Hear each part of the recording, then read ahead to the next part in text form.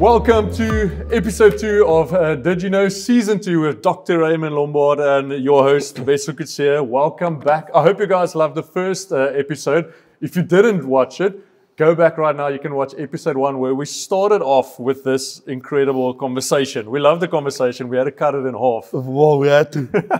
It was amazing. It was nice. It was nice. How are you doing? Are you ready for this one? Yes, I feel good. Okay, we got some interesting things we're going to dive into today. We just chatted to a few of the things, and I think it's going to be very insightful. So, hey, once again, if you love these conversations, we would love if you can share this, go like and subscribe, and send it to your friends. It will be awesome. It helps us to get the word out, because we always hope that these episodes really helps you to, see the Bible in a different light, because I think Absolutely. Dr. Ray's done 40-something years of studies, so it's a cheat code for me to not having to go 40 years, and we can actually get some answers. You take the short route. This is the short route for us, because, hey, maybe Jesus comes back and we need to know a few things. I was laughing yesterday. I was reading my Bible, and I'm like, because you always say, like, what if you go to heaven and you meet the guys that you read about in the Bible, and then you don't know what to tell them, because you're like, I never read your book. Exactly.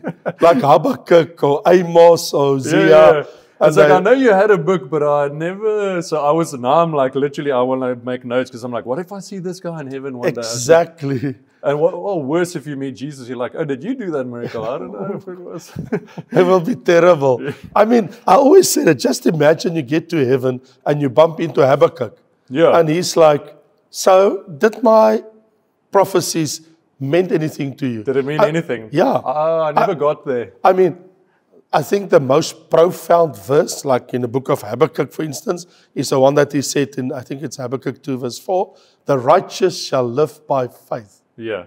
It's actually repeated twice in the New Testament, in the book of Romans and the book of Hebrew. And the one that first coined it ever in the Bible was Habakkuk. Right. I mean, and if he asks you, did you ever read it? You're like, It's like, nice to meet you. I know you were a writer in the Bible, but I never got to that book. So I think one of our Did You Knows we're going to have to do, like, get to know all the prophets, so that we... Yes. We'll get there one day. Maybe the 4 major prophets, the 12 minor prophets, we'll get to that. Season 5, we'll get there. So we got loads to talk about. But last week we spoke about 2 scriptural...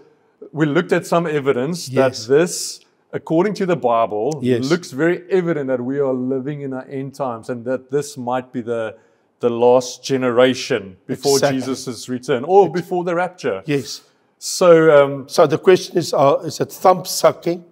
Is it just wishes, or is it the truth? Yeah. Because we touched on, listen, I'm sure for the last, since in the Bible, Jesus says, prepare for my return.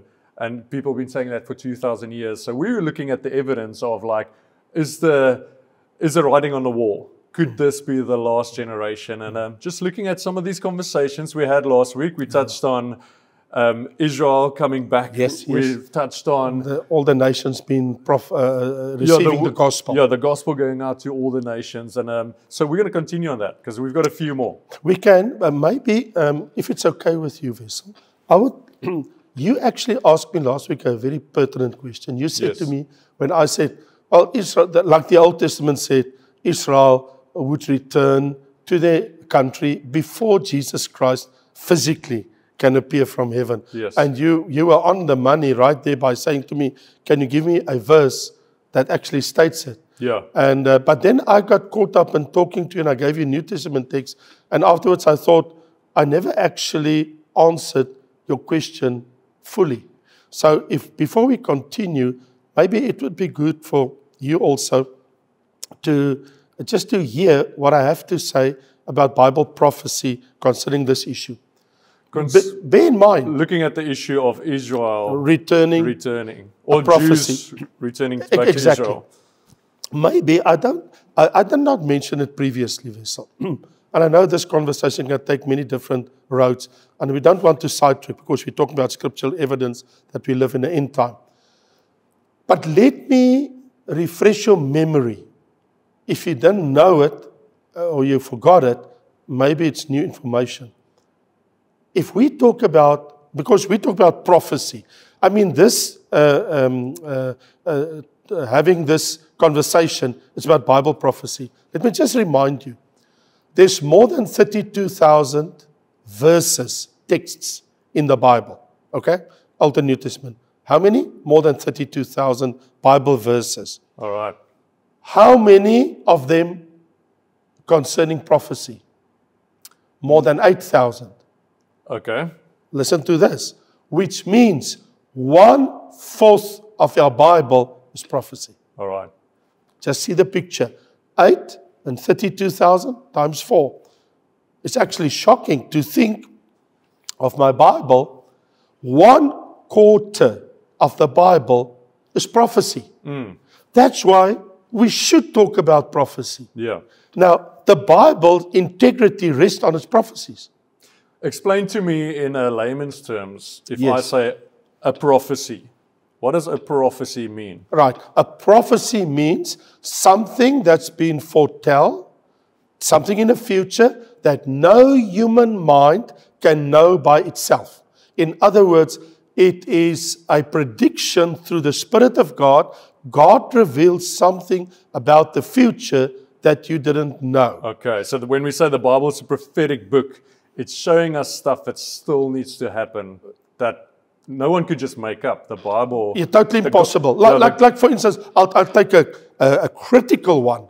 And me and you will love to talk about it later in this program today, or maybe next week, depends where we're going. Like for instance, let me take a literal one. How did John know when he was on the island of Patmos in the Aegean Sea off the coast, more than 40, 80 miles off the coast of Turkey, that one day you can't buy or sell except you have a mark on your right hand or your forehead? Yeah. That's in Revelation chapter 13. How did he know the world one day will have no currencies anymore? You don't have to buy physically with money. You will buy with a mark. So he predicted cryptocurrency on the island of Patmos. If you want to put it that way, that includes it.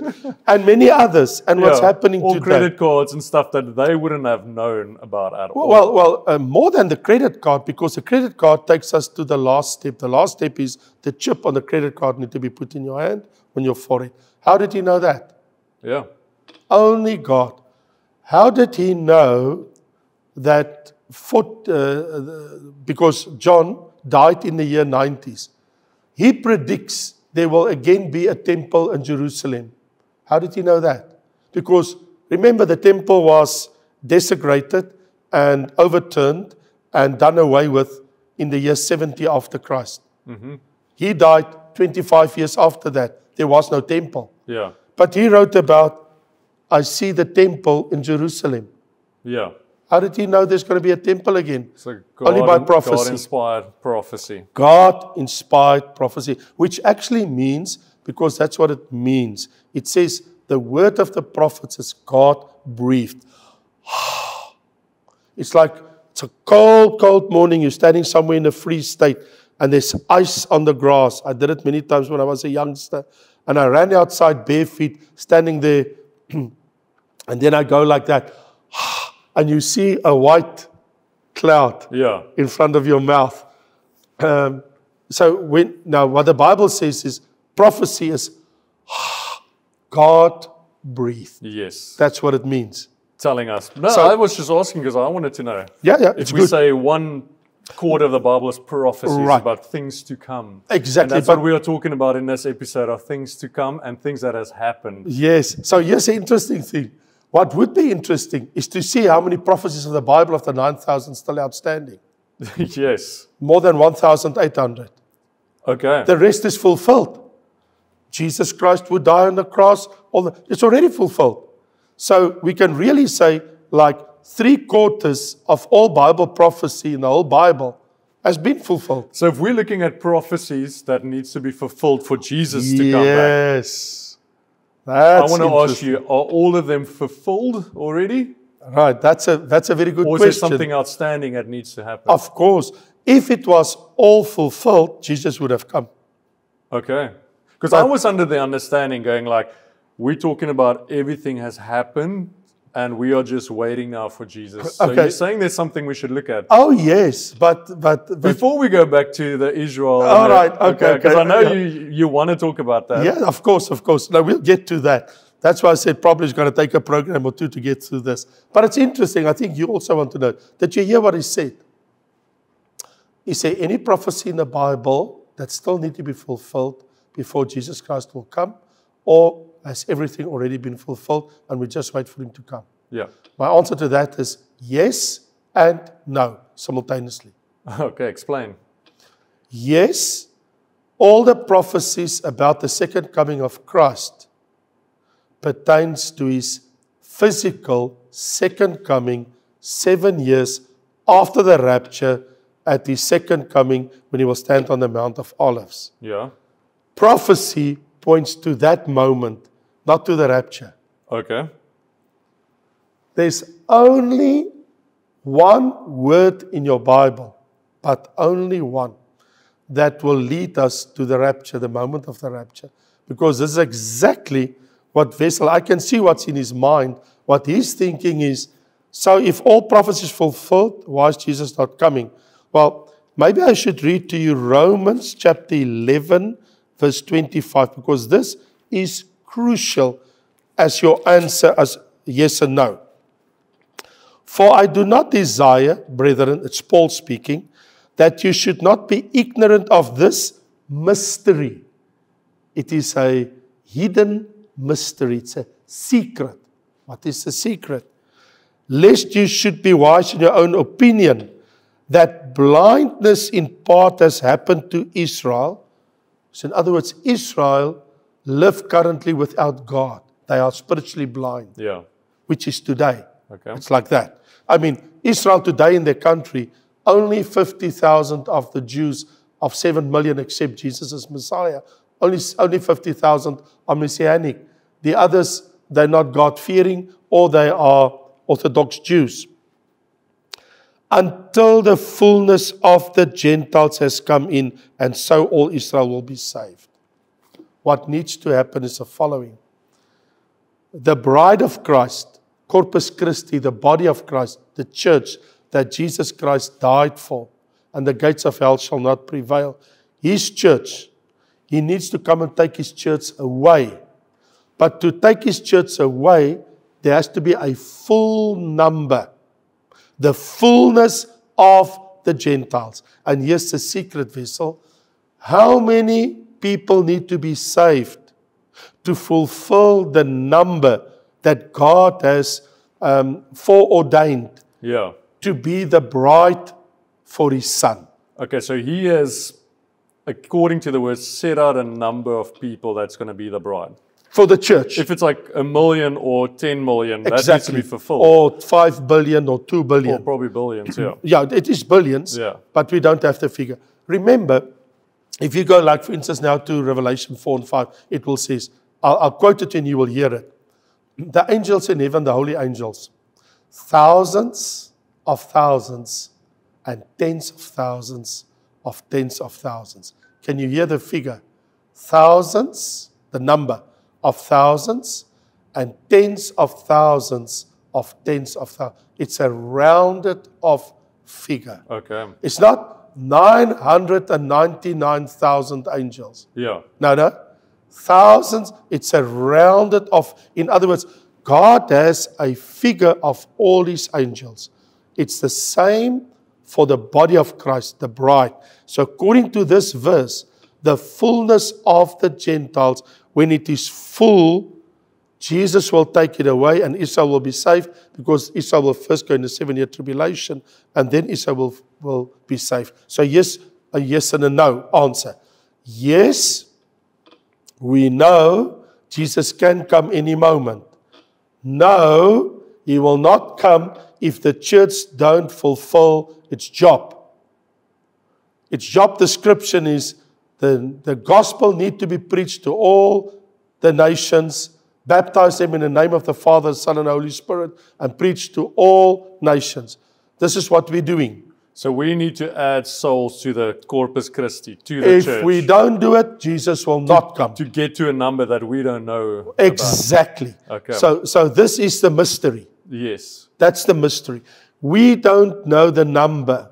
Even if God would have said in the Bible 5 billion will be the number, we don't know where we are in that number. Yeah.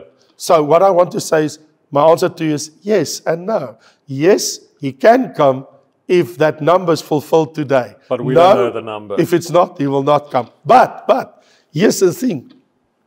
We can't use that verse to say how far we are to fulfill the church as a body of Christ, the full number. Yeah. So what we can do,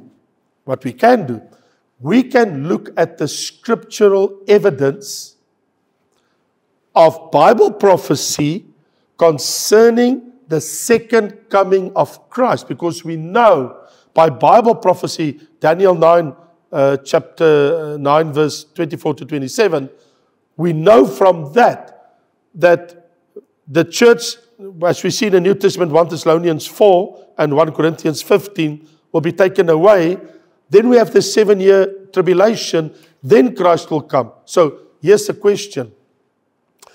Do we have evidence from the Bible prophecy, verses explaining to us what will happen in the world before Jesus Christ comes to this earth as signs to warn us that the time is near? Yes. And the answer is yes, a lot. And this is exactly what we're going to discuss now and last week and hopefully next week if we can't finish. So here is the thing. If you talk about Bible prophecy about the second coming of Christ, it's not about the rapture. Okay. It's about the physical second coming. Yes. And that's where people make the mistake, because they will look at it and say, all the signs of the rapture is fulfilled. No. There's no signs. It's a signless event. Yes. But we have a time frame. The rapture is 7 years before the second coming. So if I can look at all the signs pertaining to His second coming, and I can see the signs is on, it's there, then I know, and the rapture is 7 years before. Yeah. So how close are we? Yes. This is the point. Okay. Interesting. I didn't know that. Oh no, for sure. This is Bible prophecy. So, listen. So last week, we talked about, because Wessel said to me, Ray, can you give me biblical evidence? And I said to him, the biggest miracle ever in modern history of all miracles is the fact that Israel, the nation of God, is back in the country. Yeah. Okay.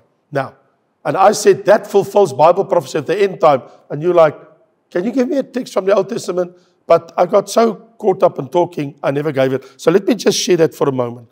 I would like just to share with you 3 portions of Scripture. The one is in Isaiah 11. It shall come to pass, verse 11, in that day that the Lord shall set His hand again, the second time. Listen to the prophet's prophecy. Again, the second time, to recover the remnant of His people, the Jews, Israel, who are left from Assyria, from Egypt, Pathos, Cush, which is North Africa, Elam, which is Iran, and Sinai, which is Iraq, from Hamath and the islands of the sea. So it says here, God says, in the latter days, I will bring my people back to their nation for the second time. When was the first time that they came back? Isaiah, when he prophesied what he said, years after that, when Israel was in exile in Babylon, Yes. they come back 70 years later. Yeah. That was the first time. That was the first time. That's when Jesus came. Yeah. And then they got dispersed again, and now there's And 70 after Christ. Yes. And So now- now there needs to be a second time where they come. There it says the back. prophecy. Okay. I will do it again. And we are seeing that They're back. today. They're back. Okay. This is crazy. Here it is. Yes. So you can't argue Scripture. And also, listen to this in Hosea chapter 3. For the children of Israel shall abide many days without king or prince, without sacrifice or sacred pillar, without ephod and teraphim. Afterward, the children of Israel shall return and seek the Lord their God. There was 2,000 years without sacrifice, kings, princes, the temple and the temple sacrifices. Yeah. It was gone. And he says, afterward, the children of Israel shall return in the latter days. Okay. So here it says, now they're back. So do you think they are, like it says this, and they will seek the Lord in the latter days? Do you feel like that is happening? No. Only when the great tribulation comes, And then they're going to then they're going to see God when the Antichrist comes for Armageddon. Now, you have a small portion Yeah. of the So nation. if you're not a Messianic Jew, a Jew that Yes. believes in Jesus, everybody's going to leave with a rapture, and then they're going to return to seek the Lord and go, Yes. I was wrong. Well, they already I missed it." returned. They already returned because it says they will be back in the country. I mean, return, but then seek the Lord. Only then, when the Messianic Jews are all gone, the church is gone, they're left alone, no friends in the world, no good Americans like taking care of them, nobody in the world helping them. Remember the moment of the rapture, all their friends, Christians, and the country of America and many others, they've left because they're all born-again people. Those that are left behind are godless people, not saved. And even the people around them, because we just read in Isaiah that they'll be taking everyone from Egypt, Yeah. Iraq, Iran, so that you've got no more friends in those areas. Exactly. But I would like, before we could continue, there's one more verse, very, very important. I mean, once you see these prophecies, Vessel, your eyes is like, oh my word, I can see now. Listen to this. I will bring, this is now Amos chapter 9, verse 14, 15. Just listen to this. I will bring back the captives of my people Israel. They shall build the waste cities and inhabit them. They're doing it currently. They shall plant vineyards and drink wine from them. They shall not make gardens and eat fruit from them. They shall also make gardens, eat fruit from them. I will plant them in their land, and no longer shall they be pulled up. This prophecy is fulfilled.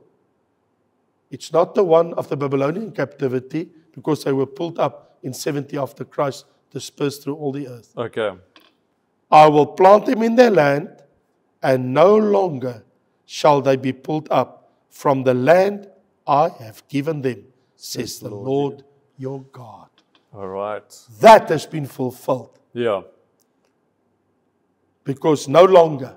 So Israel will never leave their land ever again. Okay.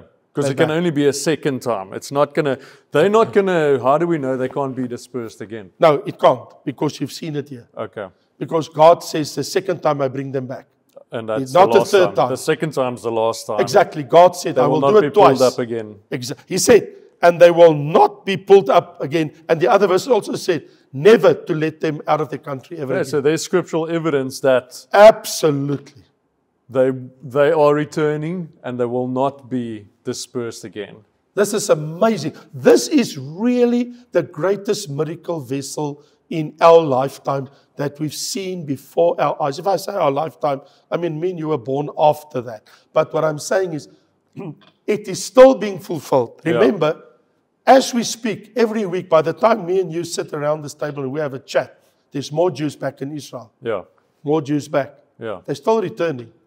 Still returning. They're adding numbers to Israel. We, the church, are adding numbers to the church. Absolutely. So we are all working towards After- the second coming of Jesus. That's exactly for his church, rapture, and for Israel's people.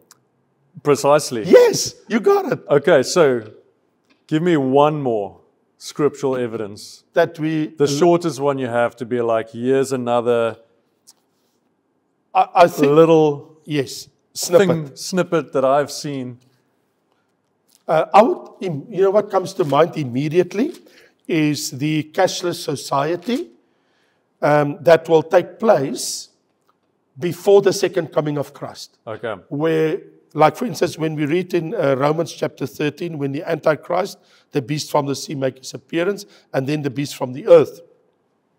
The beast from the sea, meaning from humanity. Revelation 17 explained the sea is humanity, the nations of the world. The beast from the earth, because the false prophet is not from heaven, because the beast of the earth is about the false prophet. And the Bible actually calls him the false prophet here in the book of Revelation, chapter 16, chapter 19. What he will do, okay, so what you ask me, give me on the money a sign, another sign, that we actually have entered the end time, Yeah. the last generation. Yeah. My answer would be current world affairs in the global economy where we have reached the point of a cashless society where the 666, the number, the mark, and the name of the beast, the Antichrist, can very shortly, in a near foreseeable future, be made available to all people of the earth. They will actually be forced to take it. Let me just explain by reading it to you. It says, when the Antichrist comes, he will make many to worship the beast and the image of the beast. That's modern technology, also will play a role. He causes all, both small and great. Remember, this Revelation 13 find its fulfillment in the middle of the 7-year tribulation. 3.5 years after the rapture. Just see the picture. 3.5 years after the church taken away, this will be fulfilled. He causes all, both and small, great, rich and poor, free and slave, to receive a mark on their right hand or on their foreheads, and that no one may buy or sell except one who has the mark or the name of the beast, or the number of his name. Here is the wisdom. Let him who has understanding calculate the number of the beast, for it is the number of a man. His number is 666. So to answer your question, I can rephrase it by asking you a question. Is it possible today to buy and sell without having money in my hand? Yeah, precisely. Okay? How can you buy something today, because I see you do it a lot in the shop, without walking in with money? I see you pay and you walk out. How did you pay? Well, you can even just Apple Pay it. Just tap your phone, use a card. Right. Whichever ways. Okay. So I see that on your phone Snap you've got scan. a card. You can, if they don't have the facility, you use your card. Yeah. Otherwise, you use your phone. Yeah. Okay. So in other words, the chip that's in the card or the technology in the phone makes it possible for you now to buy cashless. Yeah. So we're already there. How did the prophet know? Before Jesus Christ will return, you will be able to buy and sell without cash, without money. How did they know? Now, was it possible 30, 40, and 50 years ago? No. So what is it telling you? That we have reached a point where a cashless society this can actually happen, yeah. So let me ask you something else. Vessel, just think for a moment. I'm going to ask you this. Let's say the rapture takes place today and we are gone. How long before, after the rapture, will this be implemented, did I say? 3.5 years. Okay, so my question to you is, if the rapture takes place today, will the World Banks and global economy be in such a state and be able to make all people, to the chip that's on the card, you need to go to the bank or whatever, to put it with the injection right here, a small, it's as the size of a grain of rice. We put it there, or we put it here in your forehead. Is it possible? Yeah. We definitely see that today we have all the technology for this, if this has to come to pass today, or in the next 3.5 years, that this can happen. So Sweden, the GDP of Sweden, the cashless society in Sweden, last year passed less than 1% of all money transactions in Sweden was not cash. Yeah. Cashless. Yeah. Now Sweden becomes the flagship for Europe, because now all of Europe is like, well, if it can happen in a country like Sweden, let all these countries do it. Yeah. We don't use money anymore. You don't have to walk with the money. Nobody steals it. Now in Amazon, 2 people from our church were in the States 2 months ago, and they went to Amazon's bookstore, shop, a big Amazon shop. And as they walk in, they said, just swipe your card here. As I walk in, they swipe it. They say, put your palm of your hand on this machine. So I touch the machine, and they said, go and buy what you want. And when you walk out, you don't use your card, you don't use your phone.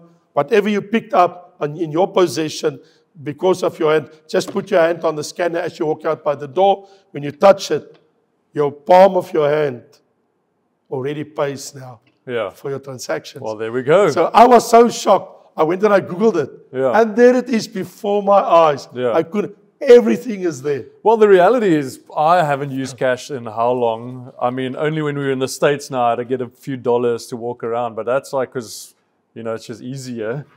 But most shops you go to these days will on the window say this is a cashless store. And So here's the question. You ask me, give me one, short and sweet. Yes, the point. Technology, modern technology, the last 10 years has brought us to the place where we have entered already the cashless society era. yeah. As the Bible predicted 2,000 years ago. It's our generation, not the Crazy. next. Yeah.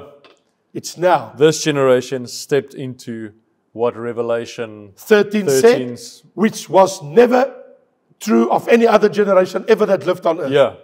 Well, there we go. Biblical, scriptural evidence. And so here's a shocking thing.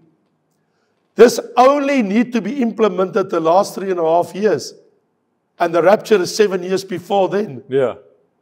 So how close are we to the rapture?